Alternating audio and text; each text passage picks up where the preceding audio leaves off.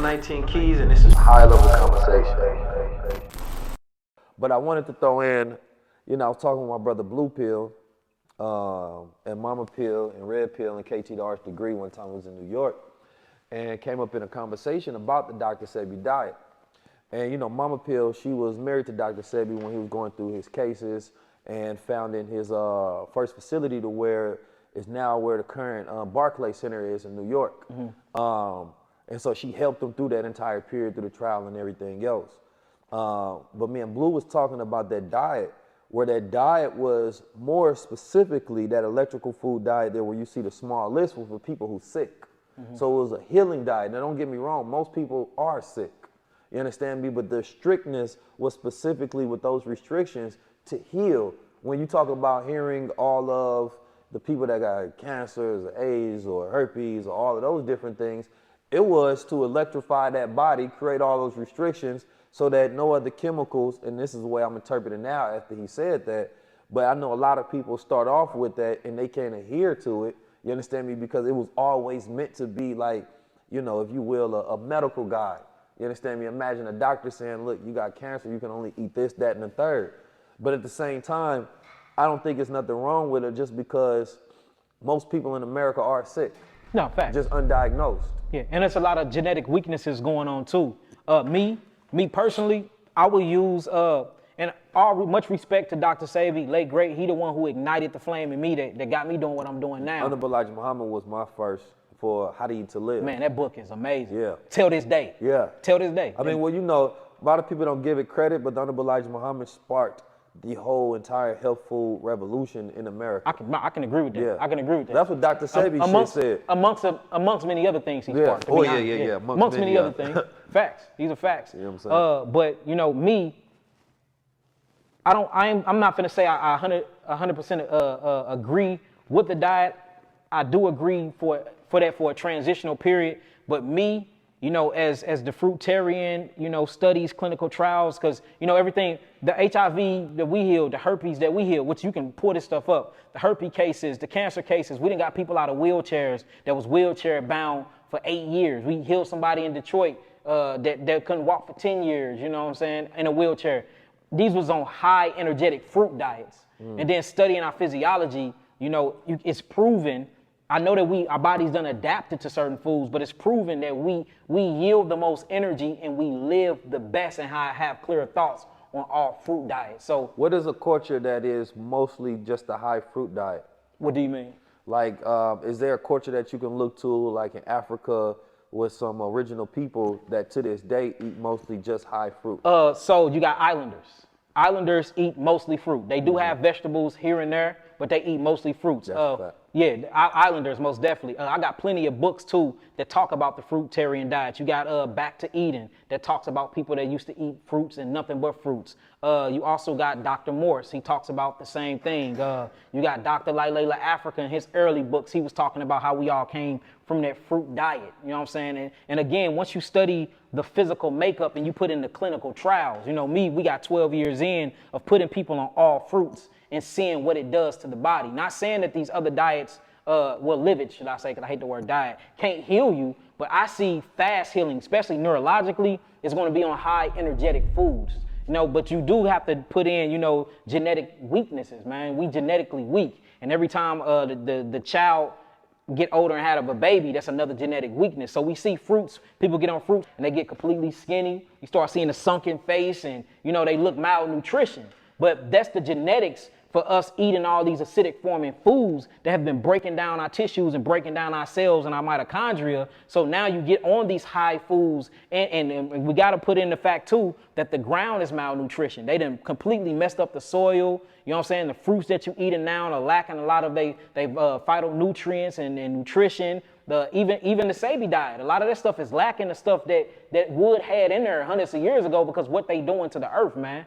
So, but if you look at it from a physical standpoint, just physiology, you look at it from our small intestinal tract, even when you get into the pH balance of something called trypsin, amylose, the way our mouth and our salivary glands produce these alkalining breaking down agents, man, we are frugivores. You know what I'm saying?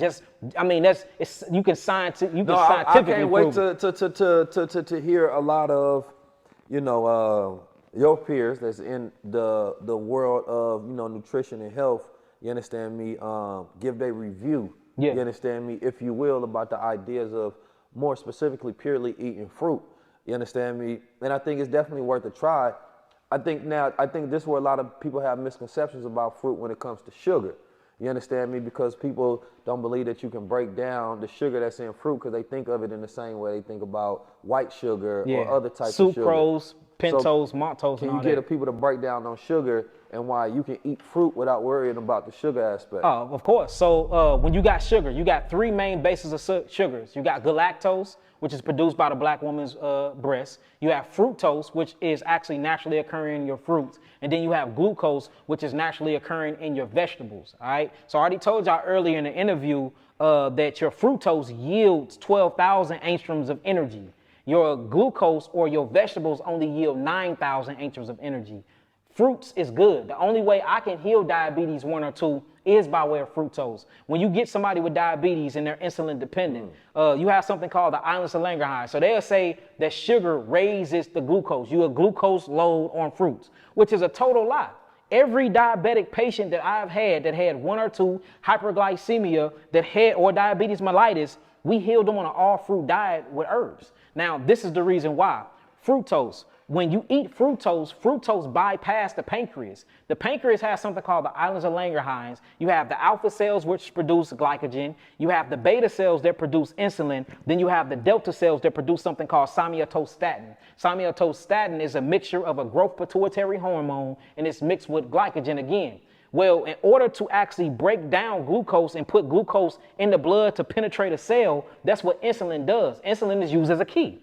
So insulin is a key that take glucose, unlock the cellular membrane, and then the cell swallows the glucose and eat it. Then it gets actually broken down and metabolized by something called the mitochondria, and then you yield something called ATP, ADP, and AMP, adenosine triphosphate, adenosine monophosphate, and adenosine diphosphate. This is the energy. So we talking about carbon.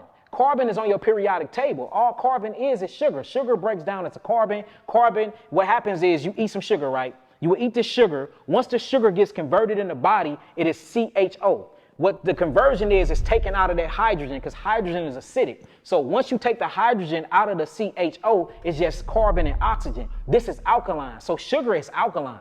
What's not alkaline is when they take the sugar out of something like a corn, because corn have natural fructose, and then they burn it and change the chemical composition because they put fire to it. The moment you put fire to it, it changed the chemical composition. Now they're heightening it. So they call this high fructose corn syrup. Now it's no longer a fructose, it become a dextrose, or it becomes a pentose, which is a 5-sugar phosphate, or they call it sucrose. These things are called polysaccharides.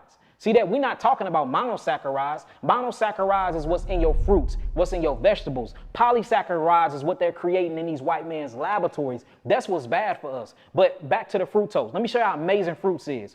If you are diabetic and your pancreas is down because whether it got a fluke worm in it, Fascioloscus bushki worm in it, a hookworm, a thread worm, usually you find parasites inside of the pancreas when somebody is suffering from diabetes, and you find that mucus is down or the adrenals are down because the adrenals is in control of something called the autonomic nervous system. The prefix to autonomic is auto. These are things that runs on autopilot. Digestion is supposed to be on autopilot. The flickering of your eyes is on autopilot. Your breathing and your lung capacity is on autopilot. The heartbeat is on autopilot. All these are controlled by the parasympathetic, sympathetic, autonomic nervous system. Well, your pancreas yielding insulin, that's a nervous system issue because the adrenals are down. And the reason why the adrenals are down because you're eating the wrong foods, and these foods are creating toxins and byproducts that you're not getting out of your body because you haven't opened up the lymphatic system and the kidneys to filtrate all of that toxemia out, or your skin is not working. Now check this out. That's the pancreas being down. So what food can I eat that don't break down the glucose? The only other food that I got is fructose. Now, would you glucose load for a couple of days? Yes, you will, because you introducing your body to a new sugar, but it's a natural occurring sugar by Yahweh. Look, so you have two types of digestion, right? You have pancreas digested enzymes that break down the actual glucose. Not only that, the pancreas yield the islands of Langerhans and yields insulin to turn that key to bring glucose to the cell so you can have energy.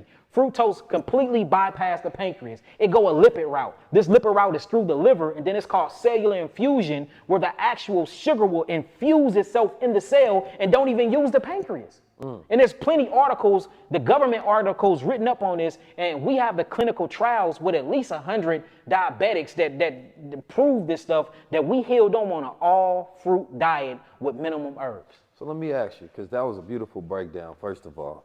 You understand me? I can definitely tell you well studied in your science. You talked about ATP. Which fruits have the greatest production for ATP? We would say high yielding fruits, the fruits that grows the highest to the sky. So now we're talking about carbohydrates, and all that is carbon, hydrogen, and oxygen mixed together. So once that oxygen get out, these are called high yielding carbon constituent chains. So like bananas? So bananas will give you a high yielding ATP, but bananas are on the starchy side. So I never recommend anybody eating bananas that's trying to cleanse, because now you're gonna start building up a whole lot of glycogen on the liver. You see what I'm saying? So we would say things like mangoes, coconut water, very electrical, cucumbers, very electrical. Now we're starting to get into something that you would call H3O2 change, not H2O, which is water like this. See, this water dehydrates you. That's why the more this water you drink, the more dehydrating you are. See, but if you drink the beautiful thing about fruits is not only can you eat the fruit to get the macro substance, but the micro substance, which is the structured jelly water called H3O2 in it, is your hydrative factor. So you're supposed to eat your fruits for your water and for your macro constituents. You see what I'm saying? Yeah, so you're getting the water and the air at the same time. So I like that, because for the adenosine triphosphate, when you utilize cordyceps, that's one of the things that it increases, right? The Facts. ATP production. So when you're working out, it's consistently giving you oxygen. Facts. You understand me? And what happens, when people work out and why you get those aches, you understand me, is because, you're not getting enough oxygen to that muscle. Facts. So if you consistently getting oxygen while you working out, Facts. then you can work out more and more and more and more and more. That's why I asked that, because if a person takes that particular dietary recommendation or lipid recommendation, when it comes to, I think you said coconut, mango, cucumbers, watermelons, fruits, berries, and melons. Yeah. Fruits is your highest. Berries is your highest, because berries have the oxygenators. Them are your antioxidants. You know what I'm saying? Them are where all of your biophotons and bioflavonoids. So now I want to get to the biophotons and the berries in a second. But I want to talk about your mushrooms though, because you talking about the cordyceps. Them are high yielding. Yeah. But if you look at the chemical makeup of cordyceps, and they're really a fungi rather than a mushroom. Yeah, and we're talking about the actual mycelium network. Yeah. This is an invisible network that everything is. Without mushrooms, we wouldn't even be here. Yeah, everything exists off this mycelium network. But guess what is the main chemical constituents of mushrooms? Carbon. Well, guess what carbon is? Sugar. Glucose, galactose, and fructose. So even when you get into the mushroom kingdom, you still talking about a high sugar diet. Now, there's another thing that you said in there. You talked about the lymphatic system. But I heard you speak on the idea that you don't truly believe in the immune system. No. And I know the lymphatic system is key for the immune system. Okay. So give me your breakdown of your philosophy of why you don't particularly believe in the immune system when you're talking about the function of all these things working. Okay, so you're talking about immune system, or you're talking about immunity, and then they say that what makes up the immune system is the T cells. The T cells is actually the thymus cells. They talk about the B cells, that's the bone marrow cells. They talk about the macrophages, that's inside of something called lymph nodes. They're talking about the phagocytes, that's produced by the white blood cells that goes to the army school that we call the thymus gland to get their actual military position. You see that? So they talk about neutrophils, basophils, monophils. So when you look up what they call the immune system, it's nothing but the lymphatic system. Because last time I checked, everything that they say make up the lymphatic system, the immune system is a lymphatic associated organ. So where's the immune system then? And what do that really mean? Well, my interpretation was that it's just talking about the system, these things working together, and that when one or these two things are off, then that's when the system itself is broken down, rather than one central thing being the key to keeping you safe or not getting sick. Right, so I agree with that, right? So now we got to get into wordplay then, because they will take the immune system and then feed you their Greek philosophy to keep you away from how to truly heal the system of the body, which is the lymphatic system. So when I say I don't believe in the immune system, in the way you just put it, I believe in that degree. Oh, you don't believe in their interpretation? But their interpretation of it is totally off, so I'd rather not even use the word, because it keeps you distracted from the big system that cleans the body anyway, which is the great lymphatic system. Because they got you thinking that you got immunity from something. No, it's cause and effect. What you put inside of your body, for every action, there's an equal and opposite reaction. They got you thinking that you can take a certain pill and it'll combat your body against this and that. No, this is a lifestyle change. See, immunity comes between lifestyle change. So you have people studying up on immunity and doing things to build their immune system, but they're not changing their life. And that's the way that they do the propaganda to keep you coming back to them. They even got something called immune therapy, immune suppressive therapy, which is chemotherapy and all these things that's supposed to be good for the immune system in the body that actually breaks down the lymphatic system. So in the terminology you put it, I believe in it. But for our people that's learning new words and really showing them the bigger picture, I'd rather just scratch immune system all the way out of the picture, because when you start studying the immune system from the allopathic community, it gives you all the wrong definitions, and you would never understand how to truly heal the body and bring the body back into a balance of homeostasis.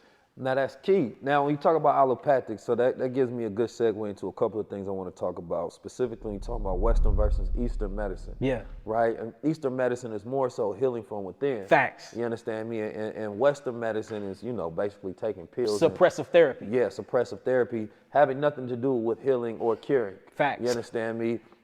Just aiding you in your disease to manage it, so that the longer you are managing it, the more they're getting paid to help you manage it. Facts. You understand me? And that's the unfortunate reality.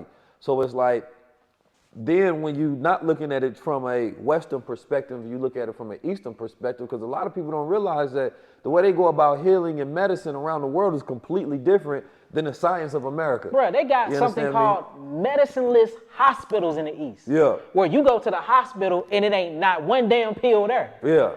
And people coming out whole. Also, think about the hospitals and the way that they look, man. The hospitals look like you about to die. You go in there, they just white walls. They the colors, nothing is vibrancy. Nothing speaks to life. Like there should be plants in there. There should be crystals. There should be environments of vibrancy. It should be clean, good foods. Everything in that hospital you should walk in there and feel like, oh, I'm raising my vibration, I'm about to live. So check this out. But hospitals feel like a mortuary. If you look down on a hospital, right? I want you, when you get your time, I want you to look this up. Look down on a hospital, just Google a hospital and get the blueprint of them. It looks just like a rat maze. I mean, identical as a rat maze. Yeah. So it's all about these mazes and these environments they putting us in. And that's why infrastructures is important. I mean, hospitals, schools, and prisons all have similarities. Yes, and it's all a pipeline. Yeah. All a pipeline. School to prison pipeline. If you don't go to prison, school to hospital. Right. All due to how you're interacting with your environment. Yeah, and then hospitals. Yeah. It's built up like horse stalls. I'm 19 Keys, and this is high-level conversation.